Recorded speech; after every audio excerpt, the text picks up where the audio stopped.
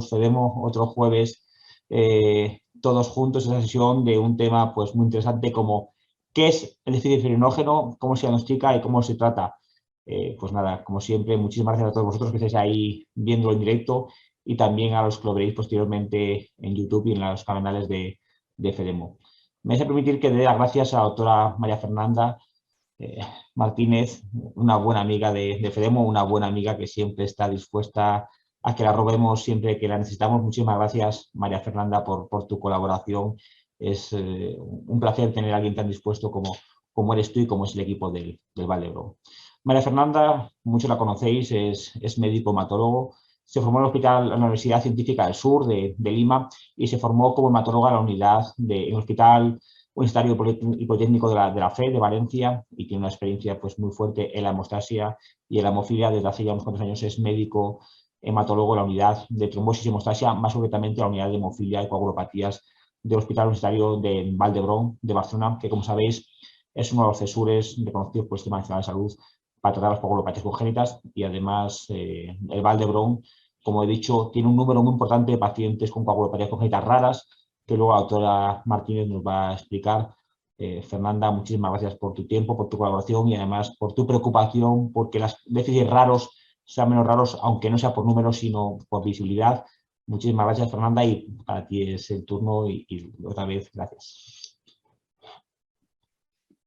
Gracias por invitarme, la verdad, a hacer esta presentación. Me hace mucha ilusión poder participar en este evento. Gracias, Daniel y Lourdes, por haberme contactado. Y bueno, sin más, ya les ha comentado Daniel que vamos a hablar acerca del déficit de fibrinógeno. Hablaremos del diagnóstico y el tratamiento, entre otras cosillas. Y bueno, para comenzar, a mí siempre me gusta hacer un poquito una introducción de la coagulación. Y lo voy a intentar hacer de la forma más fácil y sencilla, que es como lo suelo explicar yo a mis pacientes en la consulta. La coagulación es el sistema por el cual, ya todos lo conocen, me imagino, pero es el sistema por el cual la sangre es líquida, como para llegar a todas partes, y que, por ejemplo, no nos dé un ictus, pero que a la vez tiene la capacidad de hacer un coágulo cuando hace falta y donde hace falta, para que si, por ejemplo, nos hacemos un cortecito, no nos desangremos por ahí. Y esto es así porque tenemos muchos factores de coagulación, que son proteínas que todos tenemos en nuestra sangre, que nosotros llamamos factores y que usualmente pues, tienen nombre de número en su mayoría. Y esos factores trabajan en equipo y están pues distribuidos como si fuesen en dos redes, ¿no? La vía intrínseca y la vía extrínseca, los cuales luego van a confluir activando un factor que se llama el factor 10 para poder dar paso a la vía común que finalmente tiene como objetivo transformar nuestro amigo el fibrinógeno en fibrina para poder formar el coágulo y detener una hemorragia que pueda estar en curso. Esto de momento suena, yo creo, sencillo y entendible, ¿verdad?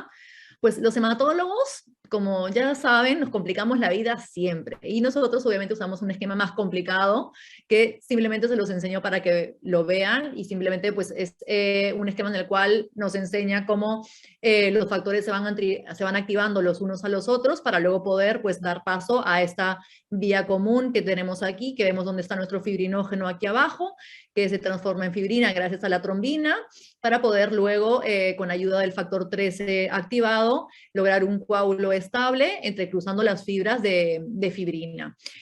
Algo también que les quería enseñar en este esquema tan complicado es que hay unos factores que están aquí en rojo, que no son factores procoagulantes, sino que son factores anticoagulantes naturales que también nos ayudan a mantener este equilibrio que queremos tener.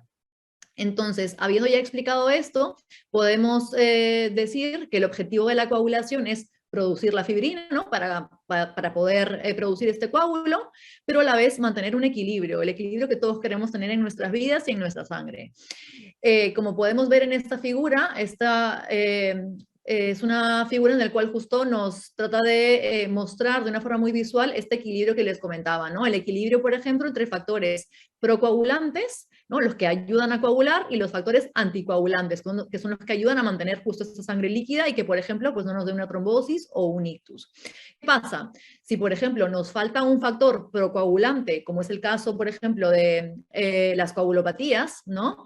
Nos falta un factor que coagula, entonces la balanza se va a inclinar hacia tener un riesgo de sangrado.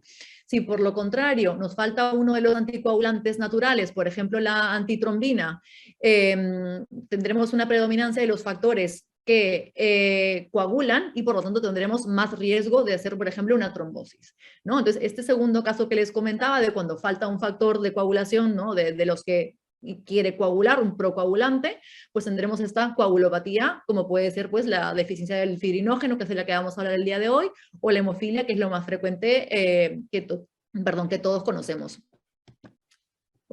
Vale. En cuanto a la prevalencia de esos déficits de coagulación, como ya les iba adelantando, pues hay muchos factores y pues siempre puede faltar alguno, ¿no? Los más frecuentes son el déficit del factor 8, que es el causante de la hemofilia A, seguido por el déficit del factor 9, que es el causante de la hemofilia B, y luego todos los demás tienen una prevalencia muy bajita. Por lo tanto, a todos los demás se les conoce como los déficits raros de coagulación, que ya comentaba Daniel también. Si pueden ver en esta tabla, yo intento poner la prevalencia de cada uno de los déficits, pero sin embargo la del fibrinógeno la he dejado como baja. ¿Y esto por qué? Porque esto va variando según el periodo de tiempo analizado, la población y cada fuente, digamos, de literatura. En general hay algunas fuentes que hablan de que pueda estar presente en 1 en 1.000.000 de habitantes, pero como les digo, esto puede cambiar y ser más frecuente en algunos tipos de población. Para seguir hablando un poquito de los déficits estos raros de factores de coagulación, estos constituyen solamente el 5% del total de todas las alteraciones congénitas de la coagulación. O sea, es algo no común. No me gusta la palabra rara, pero llamémosle no común. Y estas deficiencias incluyen pues, los factores que les comentaba. El factor 1, que conocemos como el fibrinógeno, el factor 2, que es la protrombina, el factor 5, el factor 7, el factor 10, el factor 11, el factor 13, y también incluye los déficits combinados de diferentes factores. Uno de los problemas que tienen estos déficits, digamos, de factor, es que debido a su tan baja prevalencia, puede ser difícil a veces diagnosticarlos o tratarlos de forma adecuada. Por eso es que la mayoría de personas que tienen este tipo de déficit suelen finalmente visitar un centro más especializado para poder tener un diagnóstico correcto y poder recibir el tratamiento que necesitan. Y ahora vamos a hablar del fibrinógeno, nuestro amigo el fibrinógeno, y como la mayoría no lo conocía, pues yo les he puesto una foto del fibrinógeno, que es la que está aquí abajo. Este es nuestro amigo el fibrinógeno. El fibrinógeno, como muchos otros factores de coagulación, se produce en el hígado y está compuesto por 3 pares de cadenas polipeptídicas que podemos ver aquí en la figura. La función del fibrinógeno, como ya habíamos comentado, es generar la fibrina para poder hacer este coágulo sanguíneo, este coágulo hemático. Los niveles normales en sangre son oscilan entre 1.5 y 3.5 gramos por litro, y la vida media, o sea, el tiempo que se tarda el fibrinógeno en gastarse, digamos, o consumirse para llegar a la mitad, es de 2 a 4 días. Esto es importante saberlo, más que nada, pues para tener en cuenta que es un producto corporal, digamos, que se va produciendo continuamente para poder mantener los niveles adecuados, ya que se irá gastando y obviamente pues ese gasto o consumo puede ir variando, ¿no?, en velocidad según también el requerimiento de cada persona. Para hablar un poquito ya del déficit del fibrinógeno, quería comentar que hay diferentes tipos de déficit de fibrinógeno. Aquí la cosa se nos complica.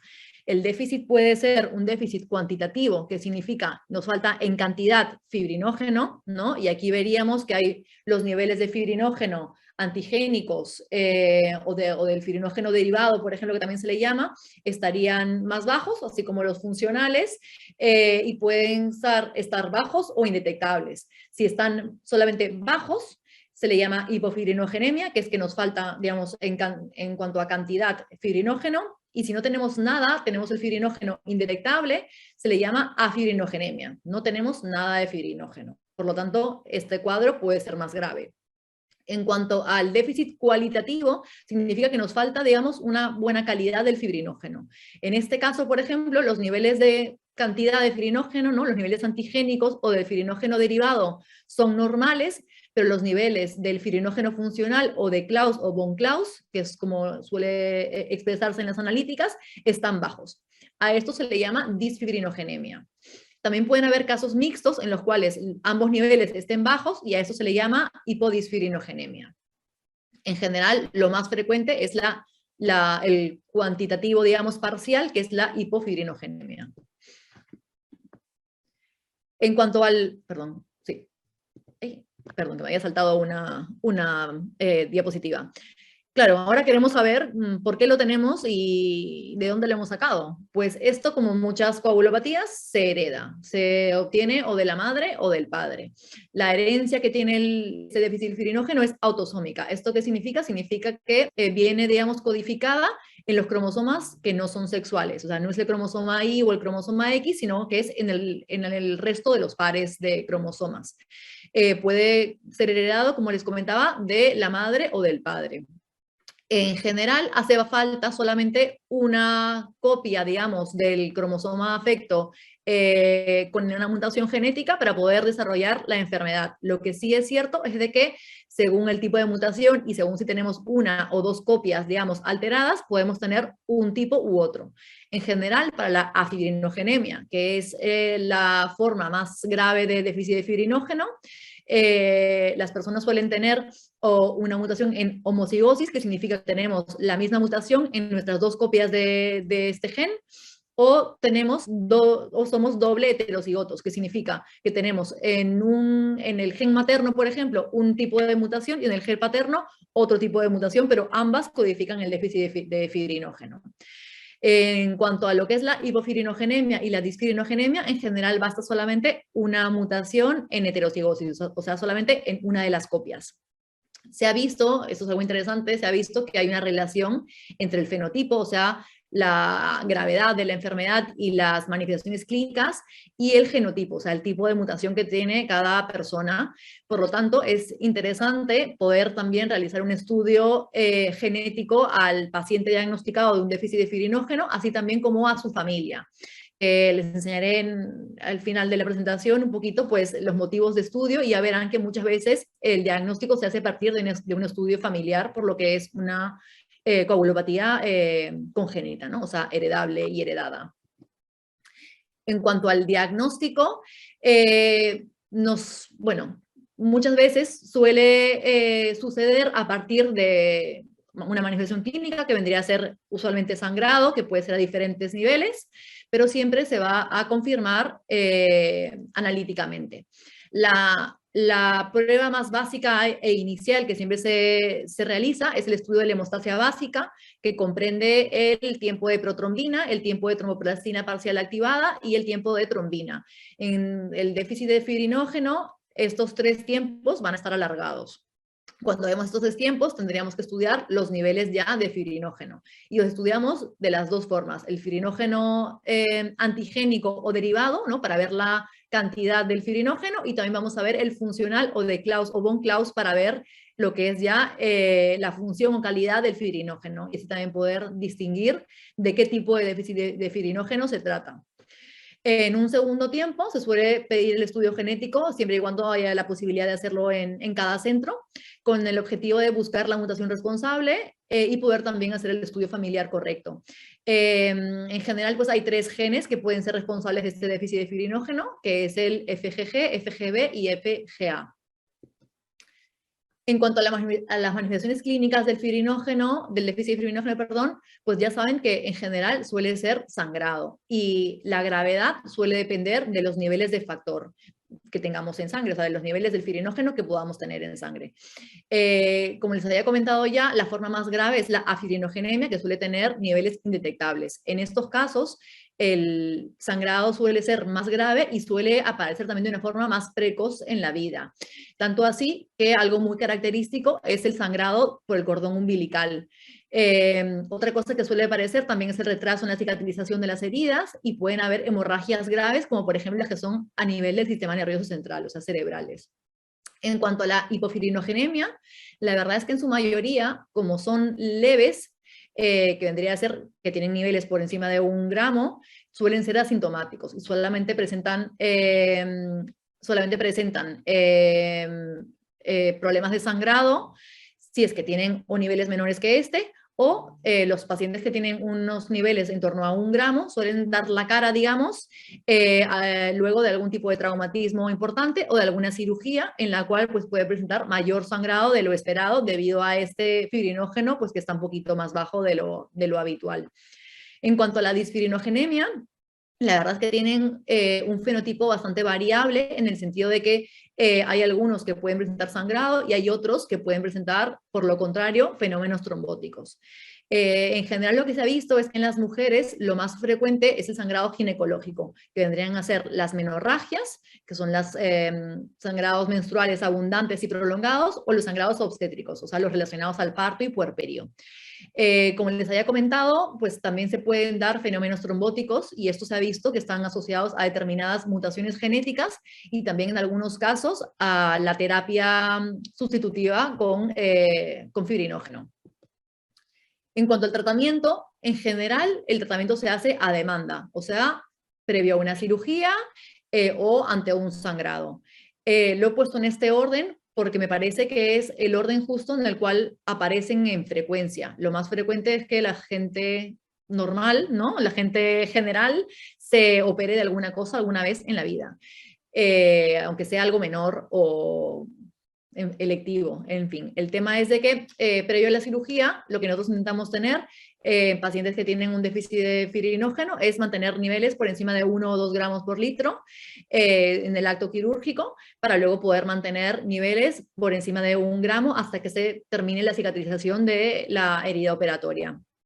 En cuanto a las hemorragias leves, la primera maniobra antes de poner fibrinógeno será utilizar medidas locales, ¿no? Como frío local, compresión, etcétera, y luego podemos también usar lo que es el ácido tranexámico, que lo usamos como antifibrinolítico y suele ser muy útil en todos estos casos de déficits raros de factores de coagulación, especialmente cuando tienen un sangrado mucoso.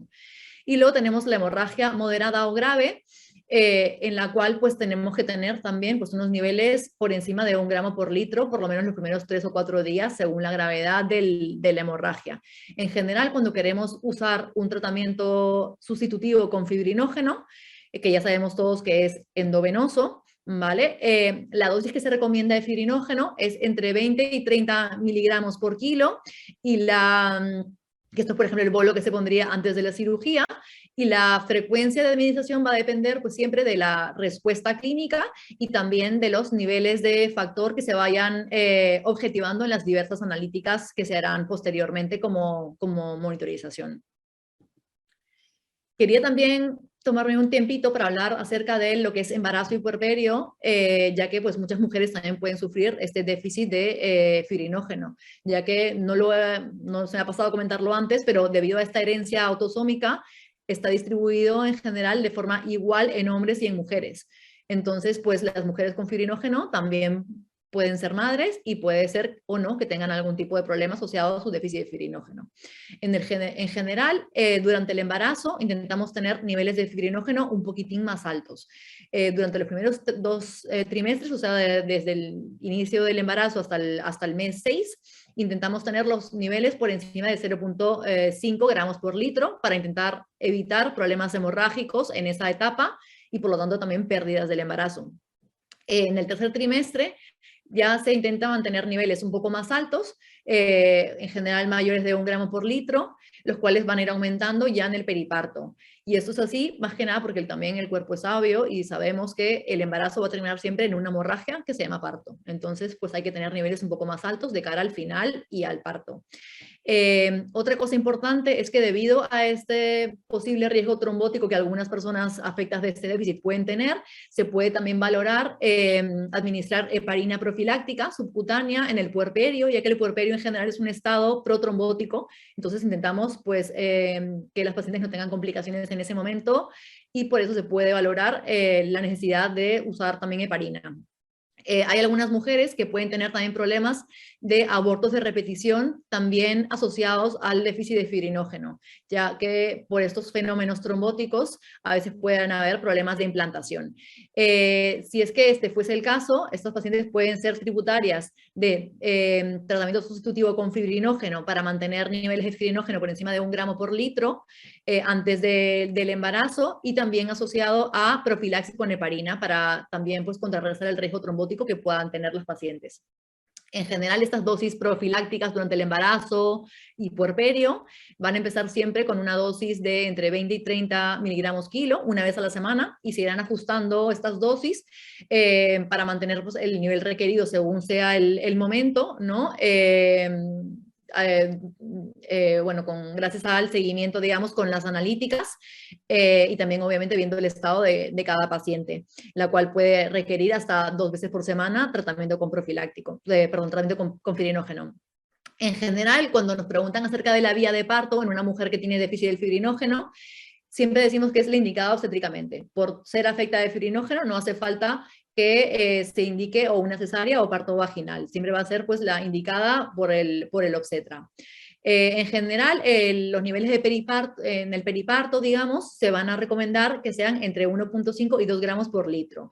Si el parto es un parto natural vaginal, se recomendarán eso, que sean por lo menos por encima de 1 gramo por litro durante 3 días, y si es por cesárea, se prefiere cubrir un poquito más, alargando esta cobertura durante 5 días. Y ahora algo muy interesante. ¿Hay cabida para profilaxis con fibrinógeno en pacientes que tienen un déficit de fibrinógeno? La respuesta es sí, no para todos, pero sí hay algunos pacientes que pueden verse beneficiados de una profilaxis con fibrinógeno. En general, son aquellos que tienen un déficit grave, que vendría a ser la afibrinogénemia, o pacientes que tienen un antecedente de hemorragias graves, más que nada por el riesgo de recurrencia, por ejemplo, una hemorragia cerebral. Hay pacientes también que pueden presentar hemorragias recurrentes con alteración de la calidad de vida y que también se pueden beneficiar de una profilaxis con fibrinógeno. Esta profilaxis siempre suele ser secundaria, ¿no? O sea, no se hace, digamos, de entrada apenas uno hace el diagnóstico, sino que se hace luego de haber presentado este tipo de sangrados que nos hacen, pues, considerar iniciar esta profilaxis. Y el objetivo de la profilaxis va a ser mantener niveles por encima de 0.5, entre 0.5 y 1. Por lo tanto, pues son para déficits graves.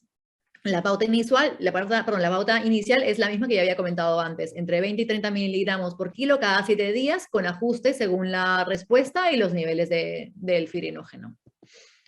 En esta tabla les quería enseñar los concentrados de fibrinógeno humano que tenemos disponibles en España, que tenemos 3. Tenemos el Fibclot, que es de la farmacéutica LFB, el Riastab de CSL Behring y el Fibriga de Octafarma. En general, los 3 han demostrado muy buena eficacia, son bastante similares en general.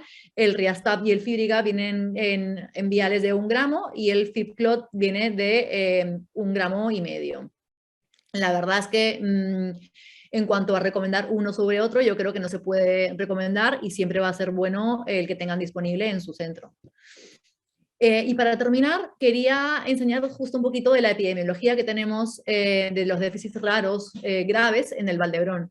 Nosotros el año pasado hicimos un estudio en el cual recogimos información de pacientes con déficits raros graves desde enero de 2014 hasta diciembre del 2019.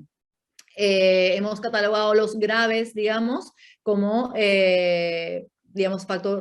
niveles basales de factores de menos del 20% y en el caso del fibrinógeno menos de 1 gramo por litro. En este primer quesito, digamos, pueden ver nuestra distribución. Nosotros recogimos datos de 98 pacientes visitados en este periodo de tiempo y vemos que, el déficit más predominante fue el déficit del factor 7, seguido del factor 11 y luego en tercer lugar ya estaba el fibrinógeno. En este otro quesito pueden ver la distribución global publicada en la literatura en el 2015, la cual es muy similar en cuanto al orden, digamos, de prevalencia, ¿no? de todos estos factores raros, pero si bien es cierto, en nuestra población tenemos mayor cantidad de pacientes con déficit de fibrinógeno, nosotros tenemos un 15% versus el resto, digamos, de la población, al menos en este momento, que tenía 8%. Y en esta tabla podemos ver los 14 pacientes de los cuales pudimos recoger datos que tenían pues, un déficit grave de fibrinógeno. Como pueden ver, bueno, en esta lista de 14 pacientes tenemos 5 mujeres y 9 hombres. Podemos ver que todos tienen un déficit grave. Digamos, el que es, entre comillas, más leve, tenía 1 gramo, digamos, por 1 gramo por litro, mientras que todos los demás tienen menos de 1. A pesar de esto, solamente 7 se diagnosticaron en la infancia, los demás todos se diagnosticaron en la vida ya adulta. Y cuando vemos el tipo de déficit predominante en nuestra serie, el que predominaba era la disfibrinogenia, o sea, el déficit cualitativo. De 8 pacientes de los 14, la hipofibrinogenia teníamos 6 pacientes y luego teníamos un paciente con una afibrinogenia.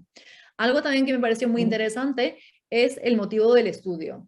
En general, en nuestros pacientes, la gran mayoría se habían estudiado debido a pues, un estudio familiar, porque se había diagnosticado otro familiar de la familia y pues querían hacer el estudio y así se diagnosticó la mayoría de pacientes. En todos los pacientes, solamente 6, o sea, menos de la mitad, habían tenido algún tipo de síntoma hemorrágico y cuando intentamos, digamos, catalogar o graduar estos síntomas hemorrágicos, utilizamos el score de la ISTH, el ISTH-BAT, para poder ver si es que ese sangrado era significativo o no, y solamente de los 14 tuvimos 2 pacientes que tenían un score patológico y los 2 eran mujeres. Otra cosa importante para recalcar es de que estos 14 pacientes, 8 llevaron tratamiento al menos alguna vez en su vida con fibrinógeno, de los cuales 5 eran preoperatorios, por eso les comentaba la importancia de la cirugía, 3 habían requerido tratamiento de rescate y 2 están en profilaxis. Una que es la paciente con una afibrinogenia, que lo requiere también debido a las menstruaciones abundantes, y el otro que es un niño con una disfibrinogenia grave, que tiene rectorragias de repetición y que pues ha mejorado mucho desde que ha iniciado la profilaxis. Y bueno, ya para terminar, unos mensajes para recordar. Simplemente recordar que el diagnóstico de un déficit de fibrinógeno se basa en realizar una buena historia clínica, que incluye también los antecedentes familiares, como les había comentado, es muy frecuente debido al tipo de herencia autosómica, poder tener pues familias con muchos miembros afectos. Obviamente hay que tener también los datos de laboratorio compatibles. En general, como en todas las coagulopatías, a estos pacientes también se les va a recomendar evitar los antiinflamatorios no esteroideos y la aspirina, salvo que tengan alguna indicación concreta para llevarla. También las inyecciones intramusculares, como en el resto de las coagulopatías, para evitar hematomas musculares. Por eso es que nosotros en la unidad de hemofilia intentamos vacunar todo vía subcutánea, a excepción de la vacuna del coronavirus, que a esta sí la ponemos intramuscular y se valora si es que el paciente requiere una profilaxis, digamos, con fibrinógeno previo. Luego, pues, también hay que evitar las maniobras, traumáticas en el parto, ¿no? Lo que es el parto instrumentado. Ante hemorragias menores, nuestro aliado de primera línea son los antifibrinolíticos, como el anchafibrin, por ejemplo, y el tratamiento sustitutivo con fibrinógeno debe restringirse pues, a sangrados importantes y a cirugía mayor, siempre que esto sea posible, obviamente, y si hay algún fracaso de las medidas previas, ¿no? Que vendría a ser pues, también las medidas locales y los antifibrinolíticos. En cuanto a la profilaxis, recordar que hay personas con déficits graves que lo pueden requerir, especialmente si tienen antecedentes de sangrados graves o recurrentes que puedan afectar la calidad de vida de estas personas. Y bueno, nada, eso era todo lo que les quería contar. Muchas gracias y espero que les haya resultado útil y por favor animarlos a mandar todas las preguntas o inquietudes que les haya podido surgir en esta charla.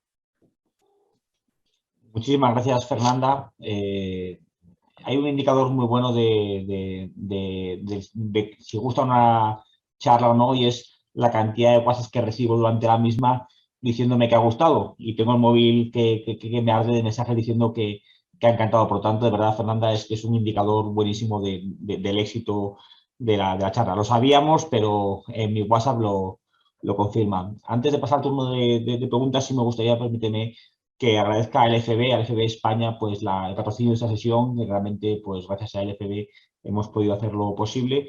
Y me vas a permitir que tenemos muchas preguntas, he seleccionado unas poquitas y luego si tenemos más tiempo, pues seguiremos a más puntos adicionales.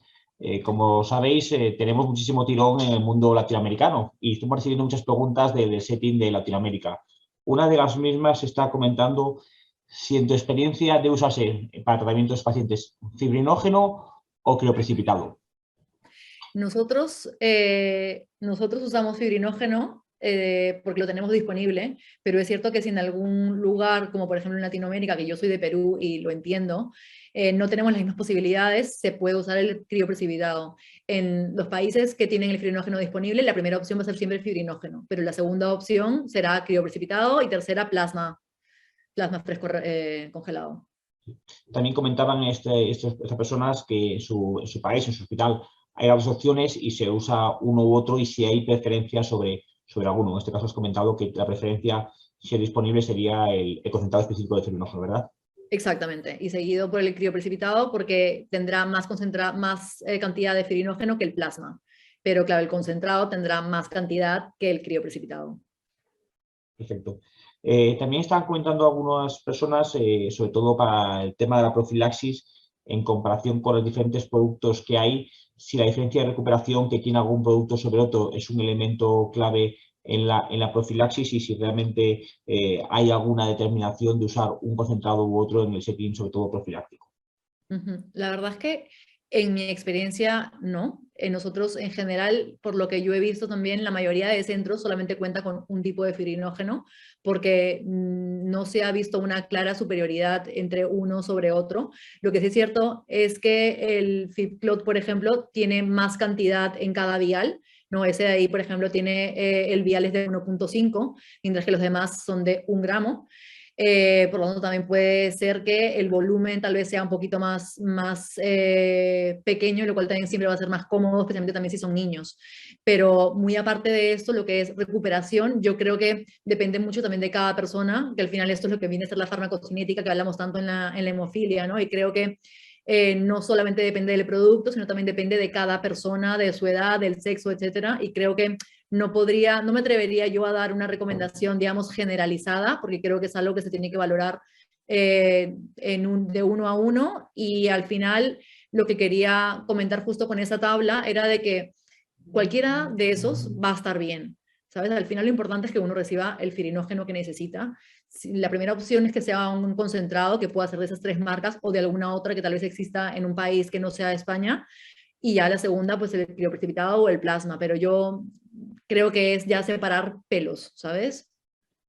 Casi me has quitado bastante pregunta porque era precisamente si esos volúmenes, cantidades, podían ser un elemento distintivo a la hora de elegir un producto u otro. Sobre todo la profilaxis, casi creo que ha respondido al hablar de la diferente concentración por viales, o sea que prácticamente la damos por reproducida.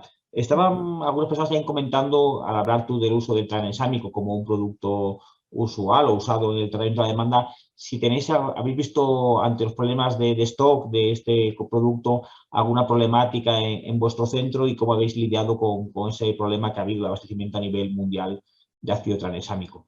Sí, bueno, sí, la verdad es que eso ha sido un problema. Nosotros, bueno, lo que empezamos a hacer fue, digamos, gestionar de una forma diferente nuestro stock de anchafirín, que era el que usábamos nosotros, porque dejaron de vender la anchafirín en las farmacias, pero teníamos todavía disponibilidad en el hospital. Entonces lo que empezamos a hacer era todo lo que podía ser anchafirín sistémico, o sea, bebido, en personas que podían obviamente tragar un comprimido. Todo se empezó a pautar en comprimidos y las ampollas solamente las guardábamos para tratamiento local, por ejemplo, de dentista, de epistaxis o endovenoso, o para niños que no podían tragar un comprimido. Entonces intentamos un poco ahorrar y gastar menos nuestro stock de ampollas de anchafirín, por lo que era tan complicado conseguirlas. Luego pues empezó a mejorar en el sentido de que empezamos a recibir el ácido tranexámico también de diferentes marcas, de diferentes países, y pues pudo ser un poquito más fácil, pero lo que hicimos fue intentar limitar el uso de las ampollas para gente que en verdad requería la ampolla, y las personas que podían beneficiarse del comprimido pues recibían el comprimido, que no había ningún problema de stock en ese momento. La verdad es que ha sido un problema pues, que hemos vivido a nivel mundial y que la verdad es que todavía seguimos con sus conectados y ha sido muy complicado. También están comentando varias personas, y lo has comentado, el tema de las personas con déficit de fibrinógeno, las mujeres que quieren quedarse embarazadas, si hay algún protocolo de coordinación con ginecología, y también preguntan cuál debería ser desde su punto de vista, ellas como mujeres con esta coagulopatía, cómo deberían afrontar el posible embarazo, y también preguntan cuál debe ser la coordinación entre hematología y ginecología, obstetricia, o sea, todo el mundo de la salud reproductiva de la mujer. A ver, para todas las mujeres que tengan déficit de fibrinógeno, en general, digamos, la primera opción va a ser lograr un embarazo natural, una concepción natural, sin técnicas de fecundación asistida, salvo que lo requieran. En general, siempre recomendamos avisar a su centro de referencia de coagulopatías, digamos, cuando estén embarazadas, porque cumplirían un criterio para poder ser derivadas a ginecología de ese mismo centro, en general al área de alto riesgo obstétrico, justo por el hecho de tener una coagulopatía.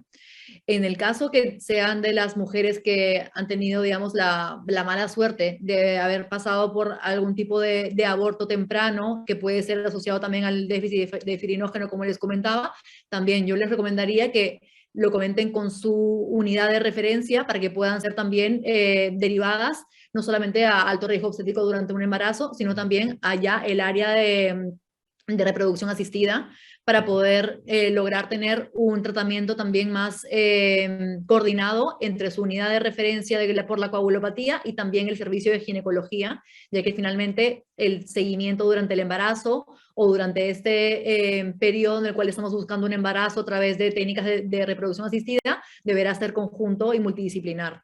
Entonces yo creo que la primera maniobra que tienen que hacer, digamos, es ponerse en contacto con su unidad de referencia para poder valorar pues, si son tributarias a algún tipo de tratamiento sustitutivo o algún tipo de técnica reproductiva necesaria.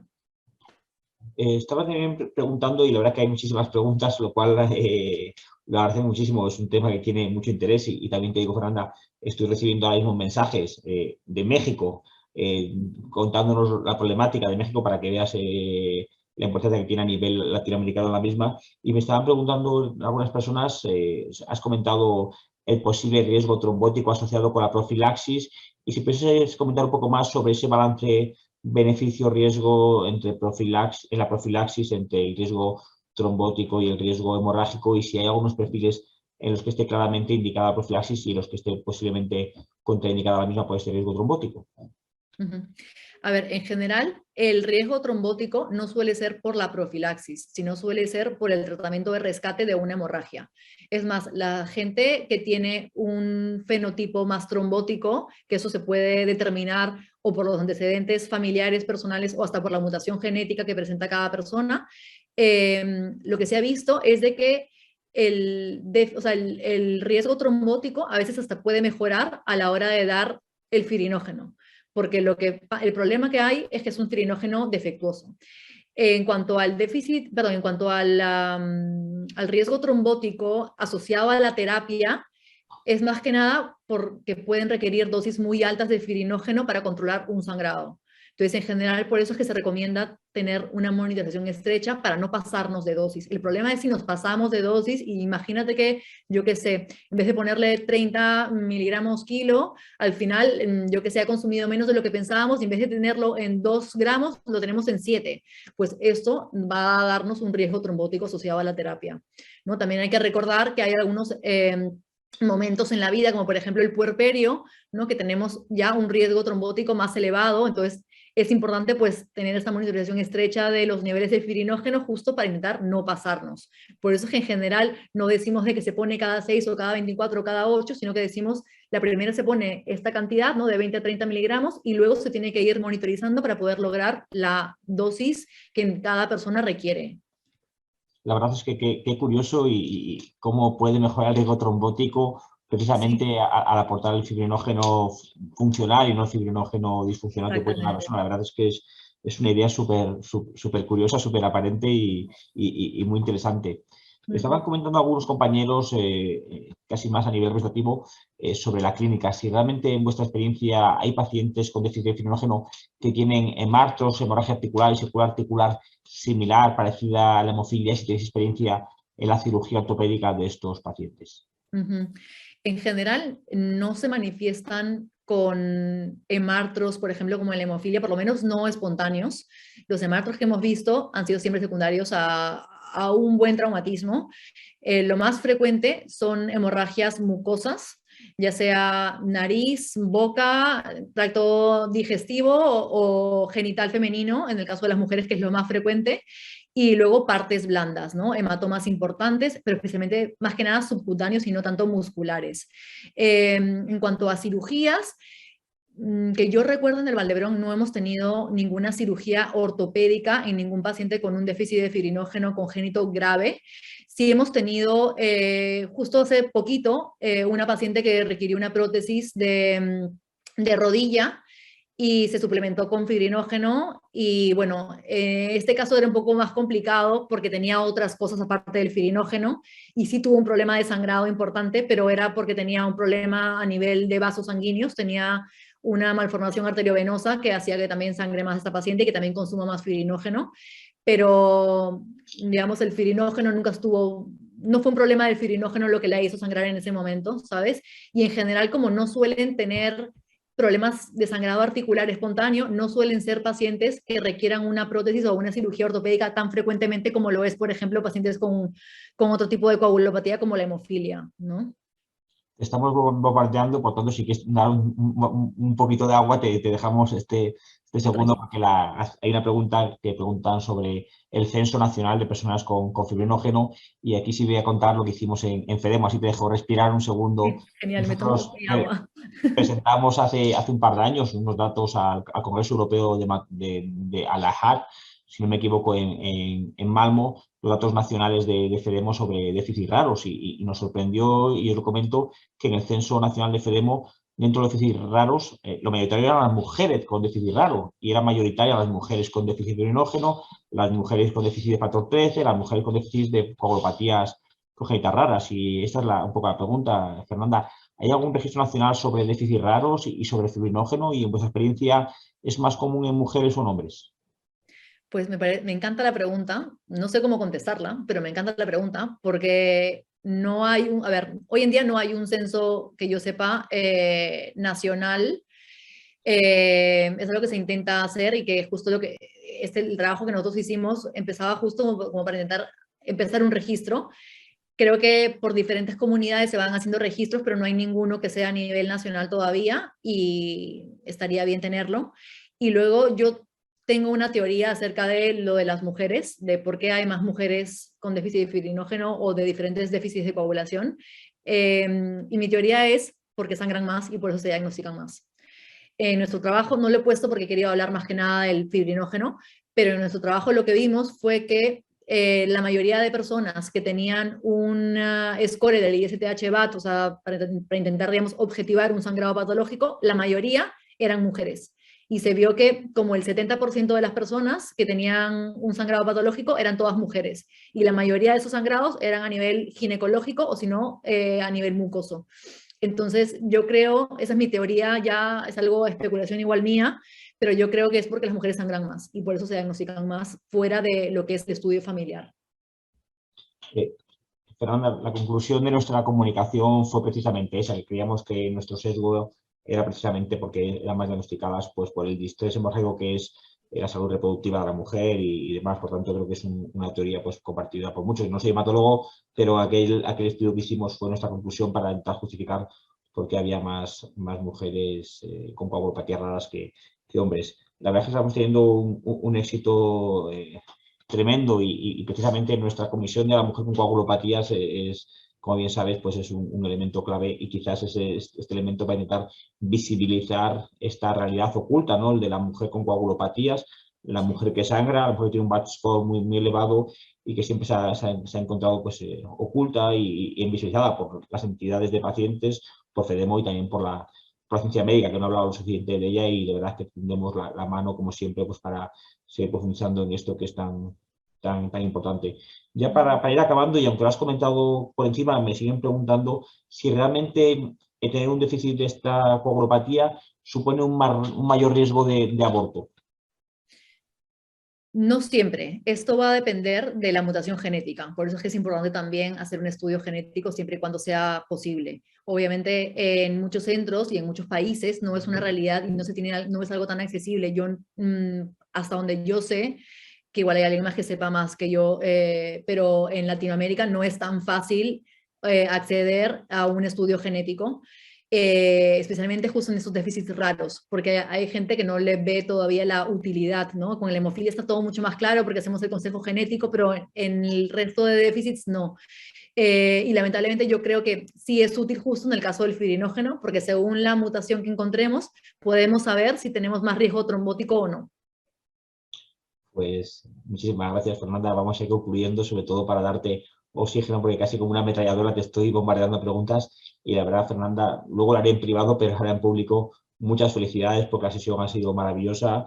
Estamos teniendo muchísimos mensajes privados por el WhatsApp, la estoy recibiendo, por eso bajo la cabeza porque estoy a recibir mensajes, decir, incluso uno que acaba de decir, te lo digo literal, joder, la mejor sesión de Campus Fedemo, para que veas el éxito que has tenido, Fernanda, de verdad que fabuloso, muchísimas gracias, te lo agradezco mucho que hayas podido perder este ratito de tiempo pasar con nosotros en directo, también para la gente que lo verá a posteriori, que son muchísima gente más, y como ya he dicho, pues también a todos los compañeros latinoamericanos o de habla hispana que nos siguen. Para nosotros como Fedemo es un placer poder llegar ya no solo a España, sino a todos los países de habla latina. Y ya finalmente agradecerte otra vez, Fernanda, y también a LFB España por su colaboración que hace posible la realización técnica de esa sesión, y ya también a FIAPAS, a los redactores y por supuesto al equipo técnico que está detrás de la recepción de sesión. Muchísimas gracias y ya nos veremos en otro Campus Fedemo probablemente ya el año que viene. Como nos veremos este año, pues ya felices fiestas y hasta el año 2022, que esperemos sea